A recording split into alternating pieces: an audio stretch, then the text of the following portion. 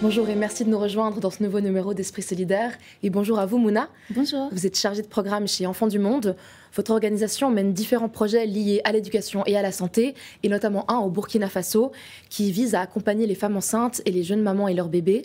En fait, ce projet il part d'un constat. En 2022, il y a un taux de mortalité néonatale de 25 pour 1000 au Burkina Faso. Donc ça veut dire que pour 1000 enfants qui naissent, il y en a 25 qui vont mourir dans le premier mois de leur vie. C'est beaucoup, sachant qu'en Suisse, on est à 3 pour 1000. Et donc, vous avez voulu répondre à cette problématique. Pour savoir comment agir au mieux, vous avez fait ce qui s'appelle un diagnostic communautaire participatif. Est-ce que vous pourriez nous expliquer en quoi ça consiste ? Volontiers. On est parti d'abord d'une analyse de situation. Donc, avec le ministère de la Santé, on a fait un panorama de comment ça se passe au niveau de la santé maternelle et infantile au Burkina Faso. Et puis, sur cette base-là, on a fait des tables rondes. On a fait des tables rondes avec les femmes, on a fait des tables rondes avec les belles-mères ou les grands-mères qui ont une place traditionnellement assez importante au Burkina Faso, une avec les hommes, une avec le personnel de santé et une avec tout ce qu'on appelle les leaders communautaires pour discuter des problèmes et des solutions qui pourraient être mises en place. Et justement, c'est quoi les problèmes principaux que vous avez identifiés suite à ces tables rondes ? Alors, la communauté elle-même a identifié finalement des problèmes assez génériques, qui sont assez similaires dans plusieurs zones d'intervention. Le premier, c'est le manque d'accès à l'information de qualité et contextualisée sur les problématiques liées à la santé maternelle et notamment la préparation et l'identification des urgences, mais aussi l'implication des hommes et l'accès aux centres de santé.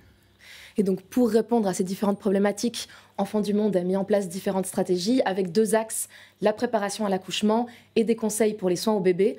Je vous propose de regarder comment ils sont déployés dans différentes régions du Burkina Faso et on se retrouve juste après. Ce que ce couple lit avec attention, c'est une brochure de préparation à l'accouchement et aux urgences. Elle est destinée aux femmes enceintes et à leur entourage. À l'intérieur, des messages illustrés pour être compréhensibles par tout le monde. En 2023, plus de 130 000 femmes burkinabées l'ont reçue. Les conseils que j'ai obtenus de cette brochure, c'est ce que je dois faire de la grossesse à l'accouchement et comment je dois vivre après l'accouchement avec mon bébé pour être en bonne santé. Les conseils s'adressent aux femmes, mais aussi à leurs conjoints. J'ai appris tout ce qu'on doit faire pour la femme enceinte, comme acheter des médicaments. Si elle est seule en consultation, elle peut ne pas informer son mari, mais si le mari est présent, il comprendra mieux et fera tout pour lui procurer ses médicaments. À mon avis, si les hommes s'impliquent dans l'accompagnement des femmes enceintes, nous pouvons nous soutenir mutuellement et quand l'enfant sera né, il ira bien.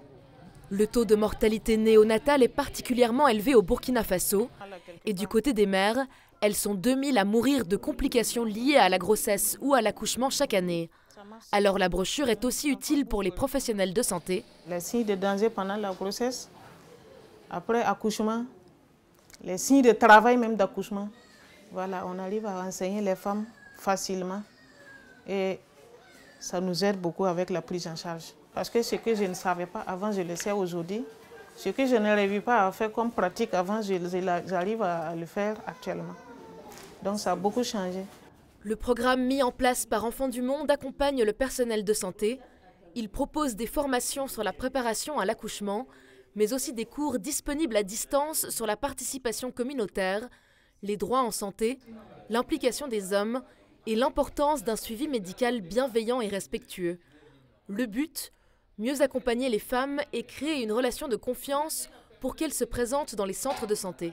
Lorsque je suis devant une femme, j'arrive à l'expliquer ce qu'elle doit faire, ce qu'elle doit suivre, et j'arrive à l'écouter aussi pour compatir avec elle ce qu'elle vit comme problème pour pouvoir procéder à la résolution.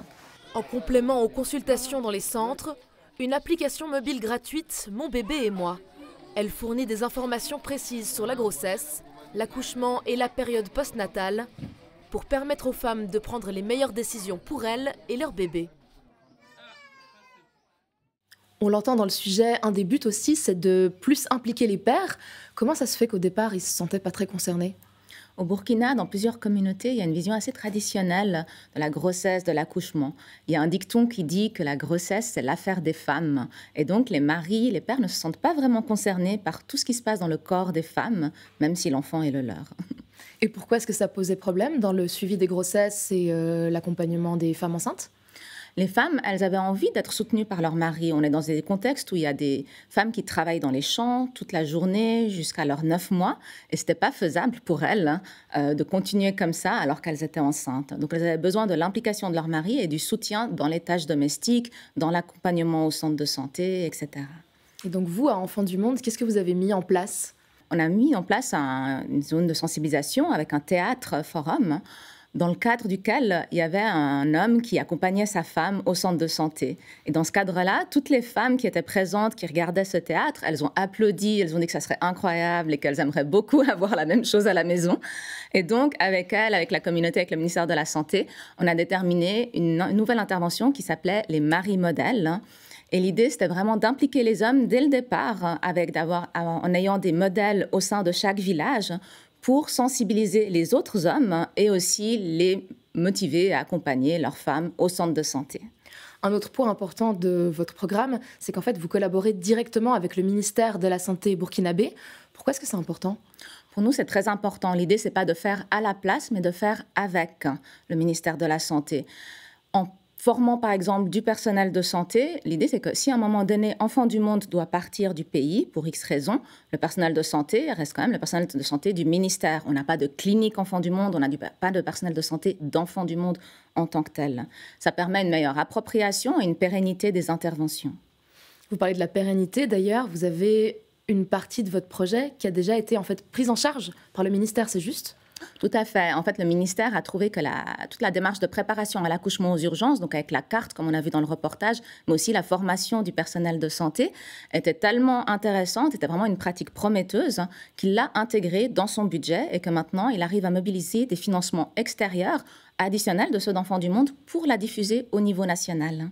Donc ça, c'est un de vos succès, parce que le programme, il a commencé en 2006. Vous avez maintenant un certain recul. Vous avez obtenu quels résultats en presque 20 ans? On a mené une évaluation externe récemment qui a montré que dans les zones d'intervention du programme, on avait plus de contrôles prénataux, on avait plus d'accouchements assistés, on avait plus de contrôles postnataux et on avait même une réduction des décès néonataux. Et ce, alors que la zone d'intervention du programme est touchée par l'insécurité et que la zone de comparaison ne l'était pas. Vous en concluez donc que l'éducation à la santé maternelle porte ses fruits, y compris dans des contextes instables? Tout à fait, c'est d'autant plus important de continuer le programme, y compris au Burkina Faso aujourd'hui. Merci beaucoup pour ces explications, Mouna, et merci à vous de nous avoir suivis. Rendez-vous le mois prochain pour un nouveau numéro d'Esprit Solidaire.